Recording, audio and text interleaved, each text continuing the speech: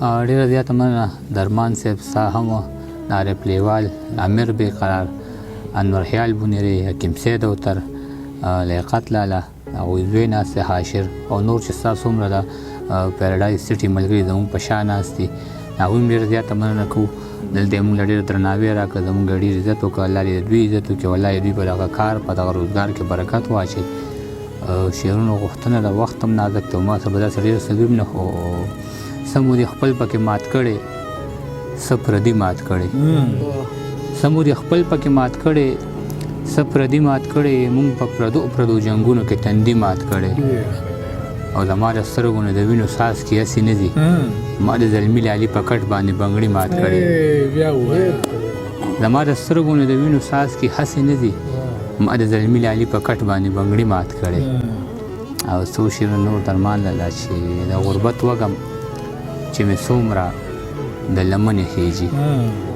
د غربت وږم چې مې څومره د لمنې خیجي زما د شونډو نه د غربت وږم چې مې څومره د لمنې خیجي دومره مې سرې به مې د شونډو نه غمجنې خیجي د وخت حاکمه چې مې څومره په تیاره کې ساتې دومره خبرې به مې خولې نه سپینې سپینې خیجي د وخت حاکمه چې مې څومره په تیاره کې ساتې دومره خبرې به مې خولې نه سپینې سپینې خیجي په دې خفه یم چې ما هغه څوک له حد ته سپاري د چا د لاسه چې خوشبو زما د وینې خیجي په دې خفه یم چې ما هغه څوک له حد ته سپاري د چا د لاسه چې خوشبو زما د وینې خیجي د هغه خلکو دعاګانو کې تاثیر نه وي د چا د خولې نه چې خبرې زارمنې خیجي د هغه خلکو دعاګانو کې تاثیر نه وي د چا د خولې نه چې خبرې ازارمنې خیجي په دې ارمان به شي عجز د تورو خاورو مېلمه چې ستا د خولې نه به نامه زما د مینې خیجي مننه او ځکه هر څو ډک د کمالم زه چا څه پېژندم ځکه هر څو ډک د کمالم زه چا څه پېژندم د آینې شاته دیوالم زه چا څه پېژندم او په زړه که هر څو مالامالم زه چا څه پېژندم په زړه که هر څو مالامالم زه چا څه پېژندم ځکه چې جیب باندې کنګالم زه چا څه پېژندم او د تهمتونو د اوربل د لاندې شوی ومه د کونډې مور د تندي خالم زه چا څه پېژندم د تهمتونو د اوربل د لاندې شوی ومه د کونډې مور د تندي خالم زه چا څه پېژندم او څو شعرونه درمان صاحب چې دا سویلو ډکې سلګۍ دي دا به څه چل کېږي دا سویلو ډکې سلګۍ دي دا به څه چل کېږي اوښکې مې تلې تر جولې دي دا به څه چل کېږي او وریه دې راغلې او لالې مې له کوڅې ووته دا علامې خو د ګلې دي دا به څه چل کېږي او پښتون طبیعت مې د غلام د نوم نه کرکه کوي جامې مې غاړه کې پردې دي دا به څه چل کېږي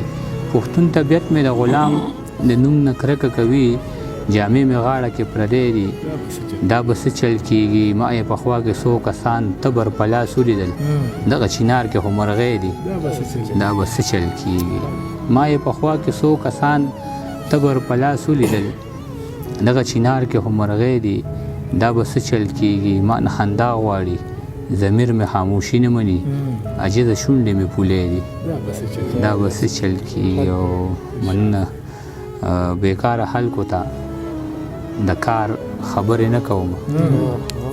بیکاره خلکو ته د کار خبرې نه کوم د خلکو مخکې مې د یار خبرې نه کوم او بیا مې بچي وایي چې مونږ له ته سره وړه که نه ځکه په کور کې د بازار خبرې نه کوم او دغه اخري شعرونه چې راخوره دې په تندي د بنیتۍ نښه ده دا خو بېخي جانانه ستا د بېروحۍ نښه ده په دې کوټه کې چا د خپل ژوند خاتمه کړې ده میز غورځېدلې د پکي ته د رسۍ نښه ده په دې کوټه کې چا د خپل ژوند خاتمه کړې ده میز غورځېدلې د پکي ته د رسۍ نښه ده دا چې سرونه خرڅوي او پې بنګلې جوړوي دا آبادي د دوی د غټې بربادۍ نښه ده د محبت په ګناه مړ یم ثبوت یې دا دی لاس کې مې ګل دی په تندي مې د ګولۍ نښه ده په دې زړو زنګ شوو اوسپنو ما مه یروه دا زنځیرونه خو زما د ازادۍ نښه ده او مور قربان د شمزه د باچا کړی یم ستا دعاګانې د عاجز د کامیابۍ نښه ده ډېره مننه ډېر عاجزه ډېره مننه او تر ستا هم مننه لیواله ستا هم مننه لیاقت بھائی ستاسو هم مننه چې رالی او ستاسو هم ډېره مننه چې موږ سره تر دې دمه پورې ناست یو موږ برداشت کوئ اجازت غواړو د الله په امان